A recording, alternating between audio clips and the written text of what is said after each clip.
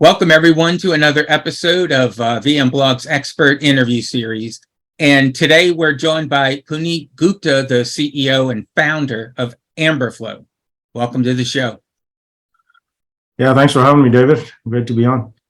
And I know this is the first time you and I have done one of these video interviews together. So with that in mind, maybe if you could start things off, just give VMblog viewers a quick overview of the company. Yeah, sure thing. So Amberflo.io, we are a Bay Area-based startup. They're increasingly more and more remote. Coming up in about 3 years, venture-backed, raised about $20 million in venture funding to date. And what we are providing is this fascinating shift and trend that is where more and more companies are selling their products and services on a usage-based, consumption-based business model. So more and more companies are shifting to what's being termed as a usage-based pricing and billing. And we enable companies to essentially do that, charge and track on usage. So we provide what we call a cloud metering and usage-based pricing and billing platform. And I know you used to work at AWS and you oversaw the growth of two of their major services. Can you talk a little bit about that experience and how that led to the idea for Amberflo? AWS, was definitely, from all angles, a phenomenal, seminal experience. I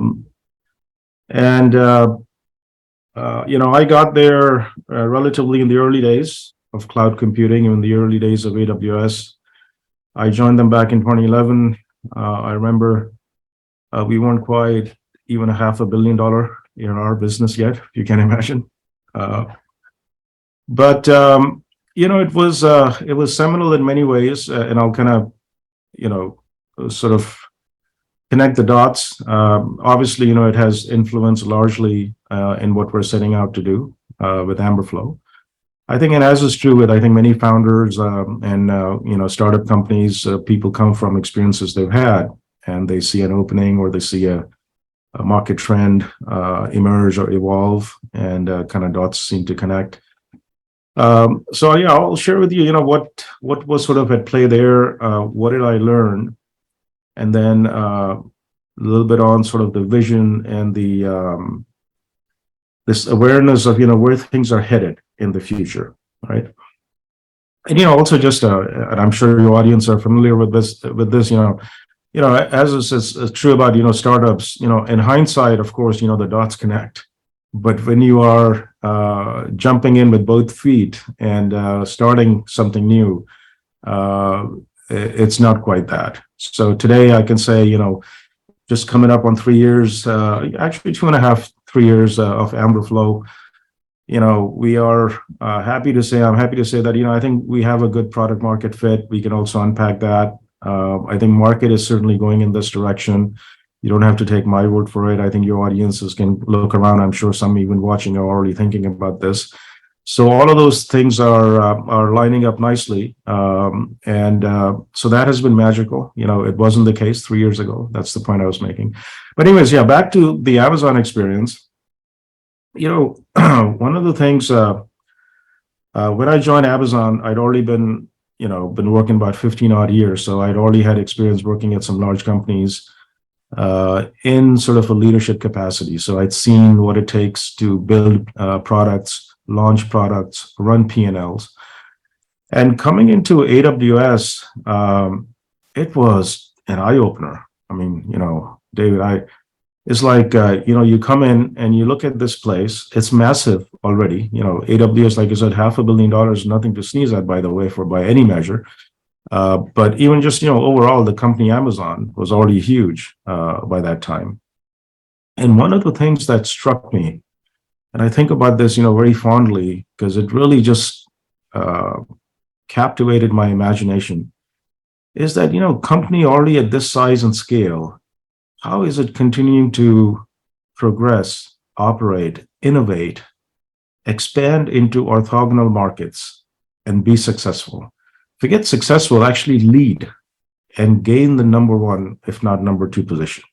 It just doesn't happen. Like usually companies end up becoming what we term sort of one-trick pony, right?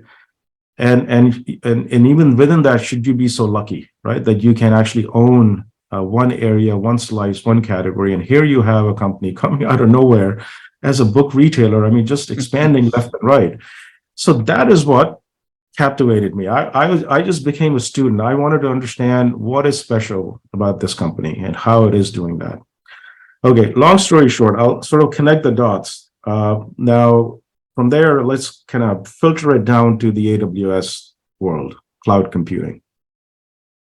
And even without cloud, within AWS, as you can see, right from the get-go, they were going gangbusters, right? Expanding the portfolio left and right. And so the same playbook was operating there. And what struck me is that, this is not by accident. This is not just sheer luck. It's not that, Amazon has a monopoly of all the sharp people only end up at Amazon. That's not the case. I mean, there's smart people everywhere. So there is a methodology, David. There is a playbook. There is a framework. Okay. And sure enough, it's a combination of a bunch of things, but it is not an accident that they are able to do what they're able to do. So I sought out to understand what that was. And long story short, basically, it is a data-driven organization. And not just data-driven, many companies are, but like I said, it's a combination of being data-driven, a set of cultural and leadership principles, and a set of discipline around that. The combination of all of that is really what's at the backs of this success and how they're able to expand. And then you take a further deeper dive, or you sort of peel the layers of the onions back out. Then what does it mean to be data-backed? And then you take a further deep dive. How do you do that data-backed visibility? How do you get that visibility, and how do you do that analysis and analytics? And then the last at the core of the onion, so to speak, is then what is that technology artifact that keeps it humming? That, sort of collects this information and sort of brings it up top. So everybody has information sort of at their fingertips where decisions are made and they go forward. So when I got to that part, inside AWS, there is a service that they call cloud metering service. Okay. And as the name implies, and now more and more people have understood and what it is. But back in the day, it was sort of one of those hidden things that was kind of in the back that not many outside of Amazon, let alone even AWS, talked about. Right. Metering now, as the name implies, it meters, it tracks. It comes from the world of utilities and telecom originally. So it's there to do usage instrumentation, metering. And AWS was just disciplined about it, perhaps, because they got to start from a clean slate. They knew that they had to build this right from day one and have this artifact on the backs of which that they could accurately and reliably look at usage data. What is being used by whom, when, what, where, how much, and let that data guide the decision making. Should they turn left? Should they turn right? Where should we go? How should we prioritize? So that was the aha moment that, this backbone of cloud operations called metering is at play. And I would say largely is the technology artifact, the primitive, if you would. And I would look you straight and I would tell you that that is fundamentally the building block, the backbone that is at the success of Amazon's growth and continuous growth and expansion. So that's where the light bulb came.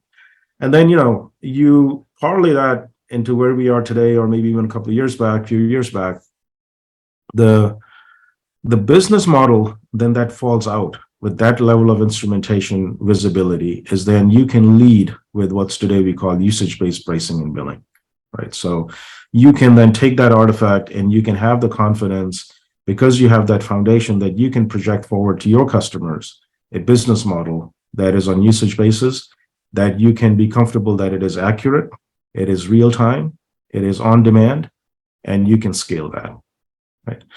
So that's still sort of, high level. That's the awareness I got. And sure enough, just having a chance to build with the team out there, a couple of new tier 1 AWS services, I got to have a little bit of a front row seat into both the technology on the back end and also the P&L. And on the P&L side, that is also, that's really coming full circle, because yes, you get pulled in by the technology primitive, but on the P&L side, you see firsthand what a usage-based business model, Dave, does to drive organic growth, adoption, frictionless, right? So plenty more to unpack there, but that's kind of where the seed was planted. And then a couple of things happened just right around, 2020 when we started the company, Amberflo, why I felt that now was the time, and started the company back in 2020.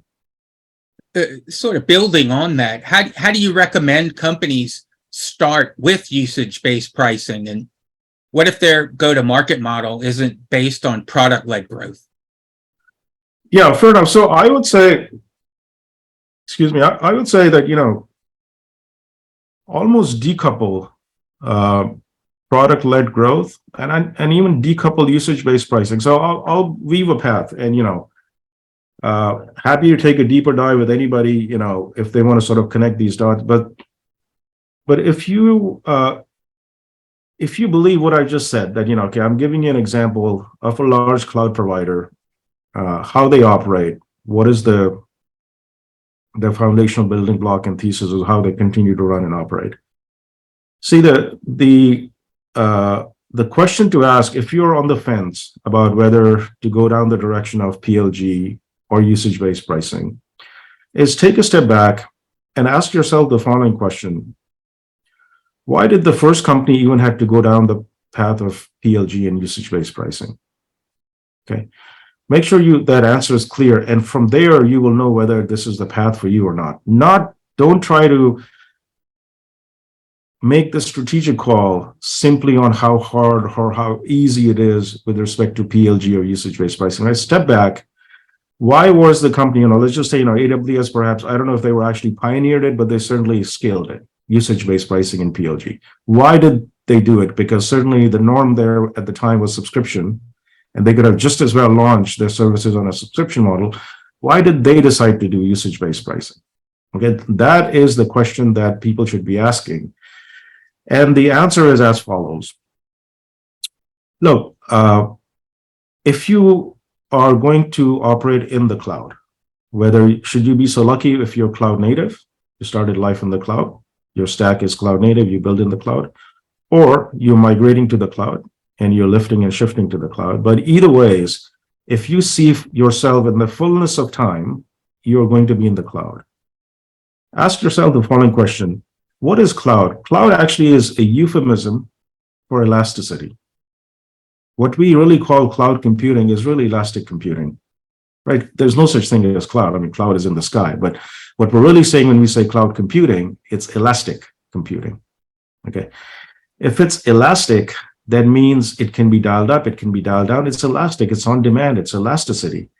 How do you capture elasticity? You have to meter it, you have to track it, okay? So if you are going to be in the cloud and you want to build an operational efficiency virtuous cycle, a flywheel, if you're running your business in the cloud, you want to continue to make it more efficient, right? And if the cloud is elastic, you kind of have to get ahead of that, right? So just on that basis alone, forget just yet PLG or usage-based pricing. Just for that reason alone, Dave, I would say put in a instrumentation infrastructure as part of your IT stack, aka metering. Start metering your usage, take control of your usage, start your own usage instrumentation. Relying on parsing a cloud provider's bill, it's only a stopgap measure. It is after the fact. Okay. You can generate pretty dashboards on top, but the usage and consumption has already happened and will never have that level of fidelity that you need to really get ahead and build that operational efficiency cycle. So that's where the term metering comes from. So build that discipline, build that IT stack, be ready, and start operating in the cloud what cloud was meant to be. Now that you have metering, you will find suddenly the anxiety and the pain about thinking of shifting to whether it's PLG or usage-based pricing goes away. I can write thesis on this. This really is the thing. We used to say at at Amazon, AWS, you don't work your way backwards from pricing and billing into metering. You work your way forward from metering into pricing and billing. Metering, the point here is that, the need for metering should not be dictated because you're thinking about pricing and billing. Sure, it is. But the need for metering should come from the fact that you want to be a cloud native business. Okay. Then you can still decide whether PLG is the right for you or whether you still want to do usage-based pricing or billing or not, because metering will tell you what is being used of your product, feature, service, by whom, when, what, where, how much. Okay. That is the first order of business in the cloud. Now you can think about, okay, should I price on a PLG? Should I do some kind of a hybrid? Should I do pure play usage-based pricing? Should I do hybrid? Should I do some subscription? Totally up to you. I don't know what your audience is, what your customer segment is, what your go-to-market motion is. But if you put metering in place, the clouds will part and you will have clarity. So that's what I would say how you should think about PLG and usage-based pricing in motion. Now, having said that, there's of course now plenty of evidence and data to back and support why PLG and a usage-based pricing business model is a better business model. So now we get into the value that customers are getting, why it is a win-win, why it is more fair and transparent, why you are taking care of the customers, why you're going to be able to delight your customers, why this drives organic adoption and growth. So there are all of these vectors that are then layered on top. So yes, it is truly a win-win, but start with metering. It will take away the anxiety. It will take away, you will be able to adjudicate this decision the right way, precisely and concisely. I think that's a great point. And thinking through this, you mentioned the traditional subscription model and, fighting kind of that decision-making process. But as companies are listening to what you're saying right now, and they're thinking about, offering customers a usage-based pricing model might be better for, everyone involved. But if they think maybe it's just too complex at this point for them, how do you respond to that? How do you kind of take people, from jumping off the cliff and thinking that this is an overly complicated thing? Yeah, fair enough. And,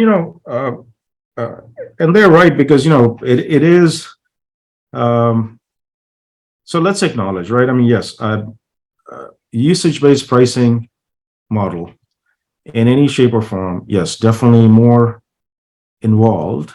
I won't say complex, and I will tell you why, but certainly more involved than coming up with some random number per user per seat, right? Okay, well, I will just price it at $75 per user per month. We know, because we're covering our cost enough, we know, and we'll just kind of run with that. So sort of that back of the envelope. But that will come back to bite you soon enough. So yes, coming back to, I want to go down the path of PLG or usage-based pricing or a combination. Where do I start, right? Because it's not just simple as leave it with the finance team and just charge and bean count the number of users. So like I said, all roads start with metering. You do have to sort of think of it as a platform and a solution approach. It is actually not that complicated. Perhaps there was a time when it was, because not many companies were going down the path of PLG and usage-based pricing and billing. There were only a select few. And in those cases, companies had to build this infrastructure in-house. Right? So I'm talking about, forget even the large cloud providers like AWS and others, but the next batch of companies like Twilio, Databricks, Snowflake, Mongo, a bunch of these others who came, they had no choice but to build this in-house. So yes, it was involved. Guess what they ended up building? Metering service, because they eventually realized you can do metering through observability. You can do metering through logging. You cannot do metering through observability. They're not designed for metering. Metering is a specific purpose platform primitive tool. And they ended up building that. You can kind of go to LinkedIn and see all of these companies have people who are owning and building these services in-house. Today, you have companies like Amberflo who can give you this out-of-the-box artifact where immediately you can bring this infrastructure in and we can start to usage instrument your product services, and it's really designed for that. So even large companies where they might have an existing footprint, and I'm not saying that companies are flying blind. They probably already have something in place. There's probably a data warehouse. They're doing some level of events tracking or whatever you have. Seek a metering system that is quote unquote platform oriented. Be very clear and specific in evaluating a service that is platform oriented. What do we mean by that? The net result of somebody checking the box and claiming to be a platform service, the net result of that for you as a vendor, as a company, should be that you shouldn't have to rip and replace. That is why it's a platform. It should be microservices based. It should be APIs and SDK based. It should be able to come in and plug into your existing infrastructure. That's the definition of a platform. Of course, a bunch of other things too, auto scalable, eliminate the step function and scale, all of those things too. But it should be developer oriented, developer friendly. So bring in a system that is designed for metering and let it just start metering your records. Metering will then give you the dashboard on what is being used by whom, when, what, where, how much, independent of pricing and billing. Get to that stage one, make that data accessible to product teams, to DevOps teams, to engineering teams, to finance teams, to accounting teams. And then from there, get into a room and then move your way forward into pricing and billing. You will find that it is a very streamlined and methodical approach. Let me just give one more data point to hopefully bring some level of credibility to what I've just outlined. Mm-hmm. I actually had a chance to write about this at TechCrunch. We wrote a guest article there. I know at least for AWS, other companies, cloud providers too, but AWS has at least upwards of 200, 300 plus different services today, right? I would ask your audience, again, take a pause.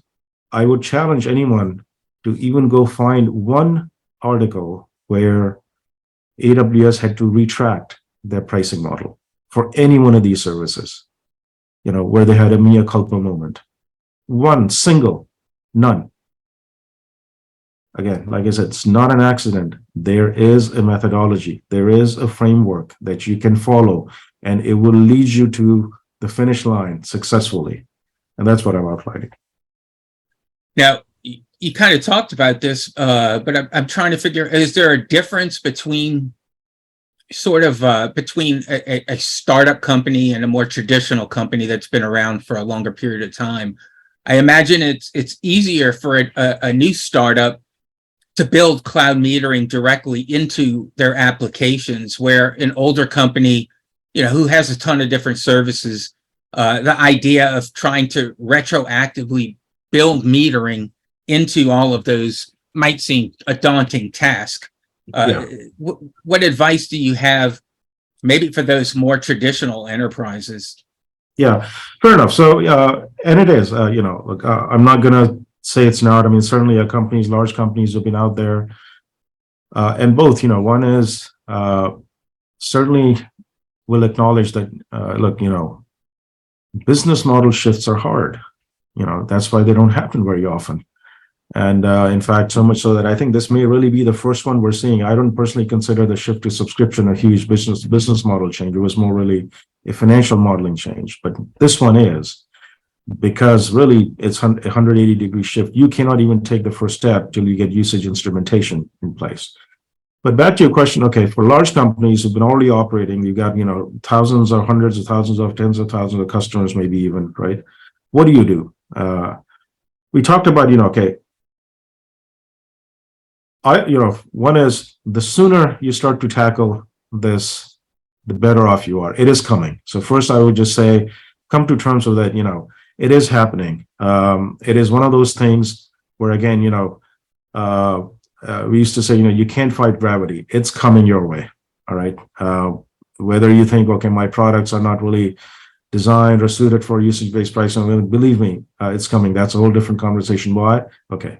So the sooner you kind of sort of wrestle this to the ground, the better off you are. And yes, for large companies, what we are seeing, David, the ones that we're involved with, is look, if you are a large company, small company, either ways, if you're expanding, in tech in particular, you're always innovating. You're bringing something new to the market. Either there's a new product, a new vertical, something that you are launching fresh, new, enhanced.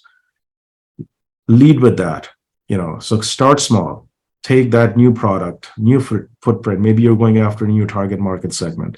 Maybe you're up market. Maybe you're looking to come down market, right? And then for that motion, come to market with a usage-based pricing and a PLG motion. So compartmentalize it a little bit. And what that will allow you to do is you don't have to sort of solve this in one big felt swoop, which would be hard because you have customers that need to be then, migrated or grandfathered over. So there's a lot of these things. It can all be done. We're lucky to be working with some companies that have kind of gone through this phase. So, but nonetheless, I would say, start there and lean back on metering, even just for maybe that segment, put instrumentation in place, bring that data into your conference rooms, into your meetings, let the data do the talking. Data will lead you and give you the confidence that, yes, have I come up with the right pricing model? What should be those charge vectors? What should be the boundaries on the charge vectors, right?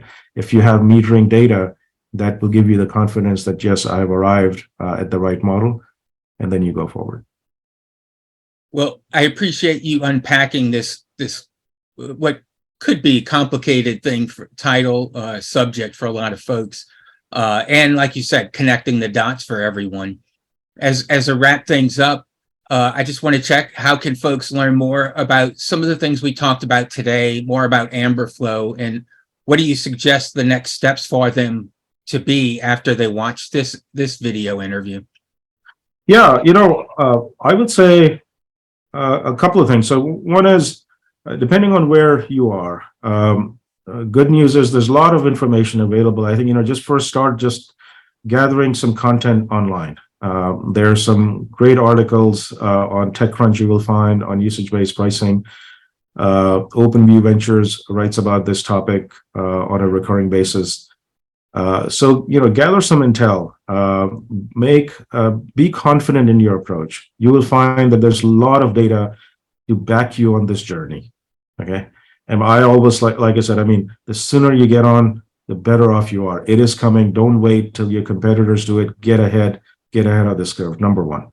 Then, certainly, we're here to help. If you are intrigued about the playbook that I've outlined, any questions you have, you want to take a further deep dive, happy to share some of our learnings and examples. Not necessarily a sales pitch, happy to talk. I love, as you can hopefully imagine, kind of talking about this thesis. We certainly started a company on the backs of that. But I can unpack and share with you some of my personal lessons learned on how we believe is one of the better ways to build and scale usage-based pricing in the business model. So come on amberflo.io, give us a shout out. Happy to engage and connect with you and give you all the help you need. That's perfect. Well, thanks again for taking time to speak with VMblog and our audience. And I look forward to the next time we have the chance to speak with you, hopefully in the near future. Yeah, likewise, David. Very cool. Thanks for having me. Appreciate it. All right. Thanks.